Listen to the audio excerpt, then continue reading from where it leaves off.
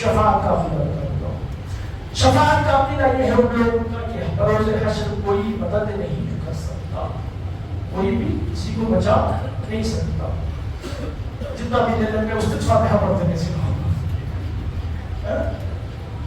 فاتحہ مطلوب فاتحہ مطلوب, اس کا مطلب یہ ہے کہ وہاں جانے کے بعد کیا فائدہ نہیں, کہیں پڑھنا رہے گا چلے گیا تو کیا فائدہ, کوئی بھی بچا نہیں سکتا, کوئی بھی بچا نہیں سکتا. اس کی ہم دلیل پوچھو ان سے, قرآن ہی سے دیں گے دلیل, ادھر ادھر سے نہیں دیں گے, قرآن ہی سے دلیل دیں گے یہ. لیکن وہ قرآن کو سمجھے آپ, قرآن ہی سے دلیل دیا. کیا دلیل دیا؟ ایک کے دلیل ہے قل للہ الشفاعۃ جمیعا.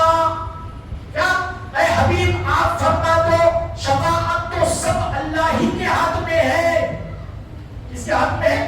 اللہ ہی کے ہاتھ میں ہے. آپ اس آیت کریمہ کو اٹھا کر پڑھیں قرآن مجید میں, اور اس سے پہلے اس کی پہلی والی آیت پڑھیں. لات اور عزا کا نام بھی آیا ہے, اور جو ان کے بڑے بت تھے نا لات اور عزا, اس کا بھی نام آیا ہے. یعنی ان بتوں کے بارے میں رب نے فرمایا اے حبیب ان سے کہہ دو, یعنی کافروں سے مشرکوں سے جو بتوں کی پوجا کر رہے ہیں نا, ان سے کہہ دو کہ یہ سمجھ بیٹھے ہیں کہ یہ بت ان کو آخرت میں بچا لیں گے. اس وقت رب نے کہا ان سے کہو کہ اللہ کے ہاتھ میں شفاعت ہے, اللہ کے ہاتھ میں شفاعت ہے. یہ تمہارے بت کیا نہیں کر سکتے, شفاعت نہیں کر سکتے. پھر یہی معاملہ آیا ان کا, نہیں ہم لوگ مانتے ہیں جب بول دیا اللہ نے تو کوئی نہیں کر سکتا. اس میں بت بھی ہے, اس میں اللہ کے علاوہ جتنے ہی اور بھی. اب میں بتاتا ہوں اللہ کے علاوہ جو ہے, قرآن شریف پڑھے, اگر اللہ کے علاوہ ہوتا تو قرآن میں یہ نہیں ہوتا. اللہ کے علاوہ یہ تو بندے بھی اگر نہیں کر سکتے تو یہ ہوگا.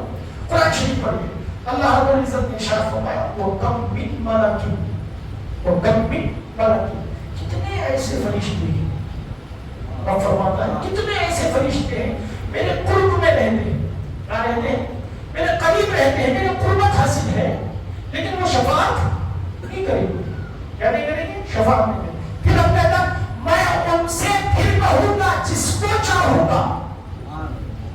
قریب میں تو رہتے ہیں, لیکن میں جس کو چاہوں گا ان سے کہوں گا کہ اے فرشتوں کھڑے ہو جاؤ, میرے بندوں کی شفاعت کرو. کون سے دن؟ قیامت کی کہے گا رب تبارک و تعالیٰ. پھر رب کہتا ہے وہ فرشتے کھڑے ہوں گے اور جسے چاہیں گے اسے شفاعت کر کے جہنمی کو جنتی بنا دیں گے. کون کر رہے ہیں شفاعت؟ فرشتے. فرشتے خدا ہیں کیا؟ تو پتا چلا کہ یہاں فرشتے کر رہے ہیں. رب نے وہاں فرمایا شفاعت نہیں کر سکتے, وہاں بتوں کے بارے میں ہے یا کر رہے ہیں. اس کا مطلب یہ ہے کہ اللہ کے جو قریب ہے وہ کر سکتے ہیں, لیکن یہ ہے کہ خدا کا حکم ہونا چاہیے. کیا ہونا چاہیے؟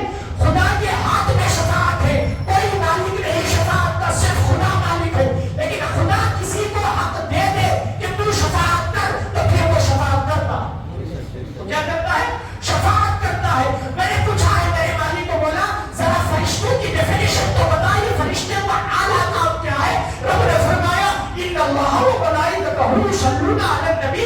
یہ فرشتے کرتے یہ ہیں, ان کا اعلیٰ کام یہ ہے کہ میرے نبی کو درود و سلام پڑھتے ہیں. ان کا اعلیٰ کام کیا ہے؟ درود و سلام پڑھتے ہیں. میں نے پوچھا جب درود و سلام پڑھنے والے فرشتے ہیں وہ شفاعت کر سکتے ہیں, تو جس پر درود پڑھ رہے ہیں وہ شفاعت نہیں کر سکتا.